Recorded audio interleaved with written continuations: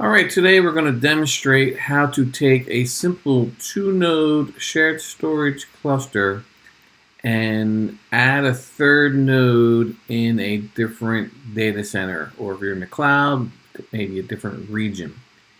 In this case, I have a simple file server cluster pre-configured that has two nodes in it, SQL 1 and SQL 2. And if you can see in the storage, I have a cluster disk that is being used by this file server cluster. We see that down here. In this case, I'm building this in Azure using the new shared disk resource that's available in preview. And so I'm going to now walk through the steps to take, once you get a basic two-node cluster configured that uses shared storage, these are the steps that you'll have to take in order to extend it to a third node in either a different region or maybe a different availability zone if you're in the cloud environment. So first, I've already done is I've installed SIOS Data Keeper on the two cluster nodes here, SIOS 1 and SIOS 2. And I also have a third node I pre-configured. It's called SQL 3. So let's see if I'm connected to that one yet. Maybe not. Yeah, SQL 3. So here we go. So I've installed SIOS Data Keeper on those three nodes, and I haven't done any configuration yet. Before I start the configuration, I need to get my cluster ready to do that. So first thing I need to do is come in here, and I need to, in the roles, I'm going to first just bring this role offline, right? And then I'm going to go down here to this cluster disk resource, and I'm going to remove it. So I am going to remove it from file server, and then I'm going to go into my storage, and I see it's back in available storage. I'm also going to remove it out of here. So let's go ahead and remove it from available storage. Now I'm not controlling that shared disk at all. So I want to go over to the SQL 2 here, and we see in disk management, now we see this disk. It's no longer reserved, it's simply offline. We're going to bring this online for just a hot minute. You just want to make sure you don't try writing to this disk, because now two servers have access to it. So not normally a good idea, but we're just going to do it briefly so that we can use Data Keeper to protect those volumes now. So this is SIOS Data Keeper. Like I said, I have it installed on the three nodes. And so what I'm going to do now is make sure, let me see, we're on SQL, we'll go back to SQL 1. Let me look in disk as well here. And make sure it's online on both nodes here. So I think taking it offline probably took it offline here as well. Disk management. Yeah, we got to bring this baby online. Okay, so Data Keeper will eventually, see the F drive available both on SQL 1 and SQL 2. Once from the server overview report that you see that the F drive is available on the two local servers, we're ready to proceed with creating the job. So I've already previously connected to the three servers, so I've skipped that part, but you have to connect to the three servers. Once you see that each server has the F drive, then the same size on all three servers. Again, the SQL 3 is a server that's running in a different region in Azure. And I've simply just attached a regular F drive to it. This is just a regular managed disk. Nothing special about it, formatted in NTFS. It's got to be at least as big as the source server here. So we'll go out to the job, and we'll create a new job. Give it a name, F drive. Create job. And first we choose the source. So we'll choose SQL 1 as the source. You can choose the IP address to use on the server. If you have a private subnet that you want to use for replication traffic, pick the local address for that.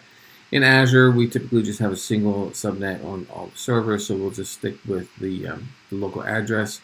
The volume looks good. We'll click Next. We'll choose the target. We're going to select SQL 3 as the target, and then we'll go ahead and click Next. So basically, right now I'm creating a replica from SQL 1 to SQL 3. And because it's across in a different region, I'm going to do asynchronous replication. I could also enable compression if I want to save on bandwidth consumption. I'll leave it off for now. I could change that later. And I'm not going to specify any maximum bandwidth, but you could put a throttle on it if you wanted to. And then I'm going to click Done. And that will create the new mirror. But we should get a pop-up here in a moment that asks us if we want to register this in the cluster. And I'll say yes. I'll put that in the cluster. And now I have a mirror going from SQL 1 to SQL 3. But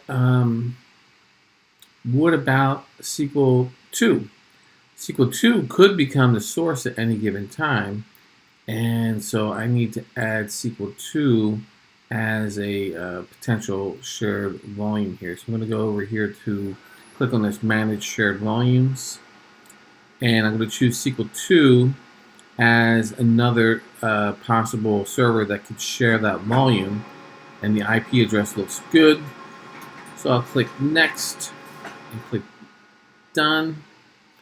And now I'm adding SQL 2 as a potential mirror endpoint. So SQL 2 will assume the role of source should I fail over from SQL 1 to SQL 2 at any given time. So now I've done that, I can look at my job overview. I can see now the mirror is going from SQL 1 to SQL 3, and I see a potential mirror of SQL 2 to SQL 3. So now I'm going to go back into Failover Cluster Manager. Now that I've created that mirror, and I also, as you saw when I created the job, that the pop-up at the end asked me if I wanted to register that in Failover Clustering. I said yes. So jump back to Failover Cluster Manager. I see this thing now in disk called a DataKeeper Volume F, and it's in available storage. So we're going to add that back to our cluster role. So I kept it simple and just created a file server cluster, but this would be the same process if this were a SQL Server cluster. You would bring it offline. You would remove the physical disk resource, bring that volume online on both servers, create the DataKeeper volume resource, and then finally, back in here, we're going to add storage, and we'll choose the DataKeeper Volume F that's in available storage. And we're almost there. Now, when we deleted the physical disk resource, I should have showed you, but there's dependency in that most of the time the application, in this case the file server, is going to be dependent on the volume. And if this were SQL Server, you would see SQL Server is dependent on the physical disk resource. So we have to add those dependencies back. If we look at the dependency tree right now, we would see that there's no dependency left. So I'm going to simply just right-click on the file server. And again, if this were a SQL cluster, you would right-click on the SQL Server and choose Properties and Dependencies, and make sure that it is dependent on this new DataKeeper Volume F that we just added. And now we're going to bring it online.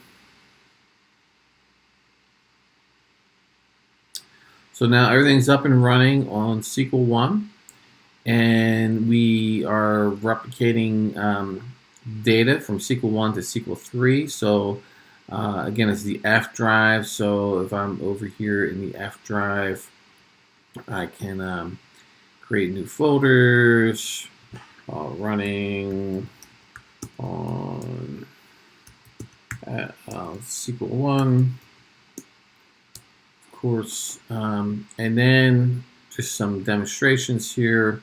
Let's say I want to move this resource to SQL 2. I will go ahead and choose SQL 2 as the resource. and SQL 2 will now come online, and if I now switch over to SQL 2, this is SQL 2. If I look at this now, the F drive should be unlocked. Here's that folder we created while we're running on SQL 1. I can create another folder running on SQL 2. And that's also replicated to SQL 3. Now, if I jump over to SQL 3, and this is SQL 3, the F drive is going to be locked. So I can't access that F drive until I bring it online.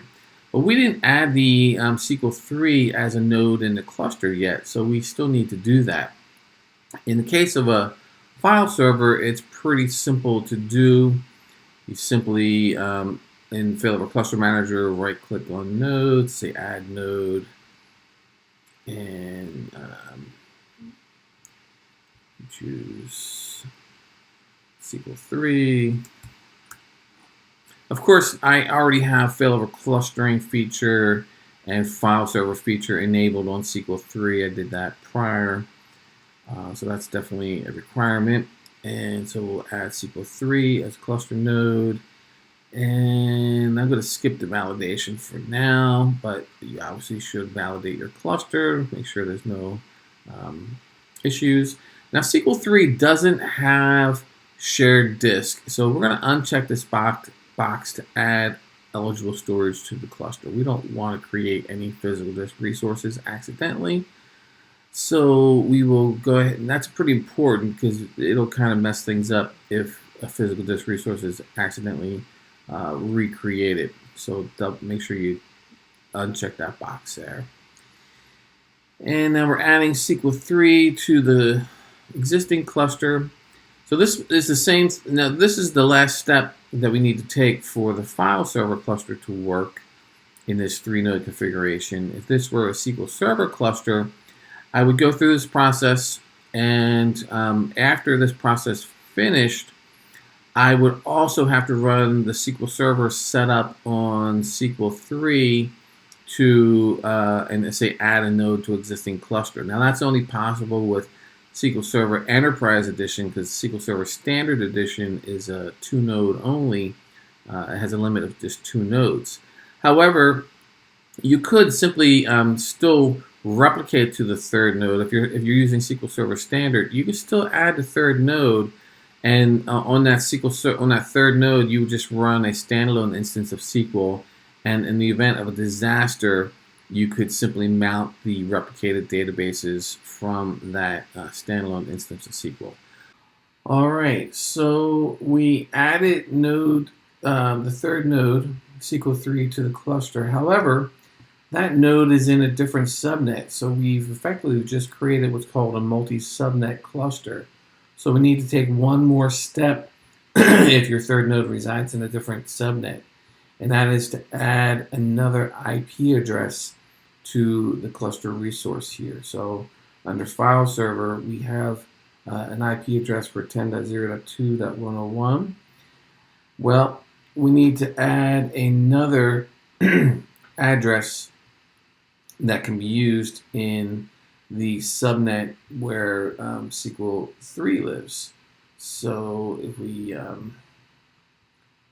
look at the networks, we have this 10.0.3 network, and that's associated with SQL 3. So we're going to go ahead and under roles, we're going to add a resource, and we're going to choose more resources. We're going to choose IP address, and we're going to say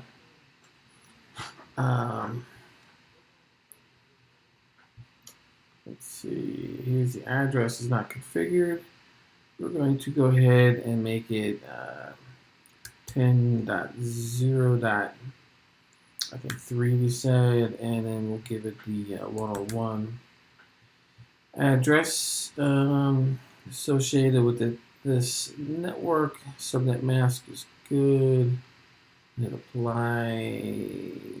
No, so it said 101. Sorry about that. 101. Apply.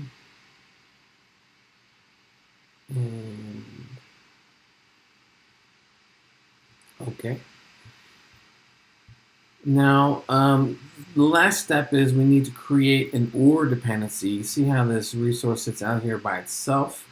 And what we need to do is right-click on the file server and choose properties and choose dependencies. And instead of this AND, we change that AND to an OR. And that basically means when this cluster resource fails over, either address could come online, either this one or this one, but not both of them, because only one address is going to be relevant for whichever subnet is coming online.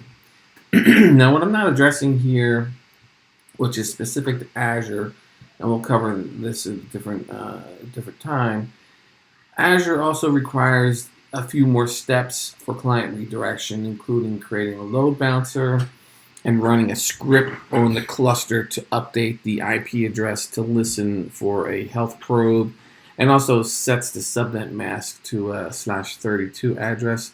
It's kind of beyond the scope of this video, but just realize if you're in Azure, you have to take care of those issues as well. Now we got the IP addresses configured properly. You can see that we're running on SQL 2. That's in the 10.0.2 subnet. And when we move it to SQL 3, we'll see that the 10.0.3.101 address will come online. So here we go. The address is online. Everything filled over very quickly. Now we're running on SQL 3. So let's jump over to SQL 3 and have a look at what's going on. So this is SQL 3. And here's the F drive is now open. You can see everything was replicated here. So we'll go ahead and we will create a new folder here running on SQL 3. And let's jump back and switch it all back. So now one important thing to keep in mind, when you switch from a shared storage, we call it a 2x1 cluster, 2 nodes sharing a shared disk, replicating to a third node. If we look at DataKeeper in this F drive is now replicating from SQL 3 to SQL 2. So effectively what happens when you switch over to that third node, a mirror is created in reverse to whichever was the previous source. So because SQL 2 was the last online, the replication is going from SQL 3 to SQL 2. So when we fail back, we have to fail back to SQL 2 because SQL 1 is currently not the target of the mirror. So we'll have to keep that in mind when we fail back. So we're going to fail back to SQL 2 and it'll come online. Again, notice the IP address and the volumes, everything switches quickly. So now we're back on SQL 2. So of course, if I go to SQL 2, I will see the F drive is once again available. And here's the folder we created when we were running on SQL 3. So all that happens auto-magically. And now if I want to put things back to where they started, I can switch this to, well, before I do that, I'm going to show you DataKeeper is now replicating from SQL 2 to SQL 3. Right, makes sense. SQL 2 is online. And so the SQL 3 has all the data we're running on SQL 2. But if I want to put it back in place and move it to SQL 1, I just do that now. And I can move it very easily to SQL 1. So everything is online on SQL 1. That's the box we're connected to. And of course, here is all the data we added. And that's it. So I hope that gave you a good overview of how you can extend a traditional shared storage cluster to a third node in a different data center. This will work with any shared storage. So we have a traditional shared storage cluster, whether it's on-premise or using the new shared disk in Azure. The steps I went over will help you convert that single site cluster into a multi-site cluster. Again, just review. You start with your basic 2-node shared storage cluster. We deleted the physical disk resource completely from the cluster.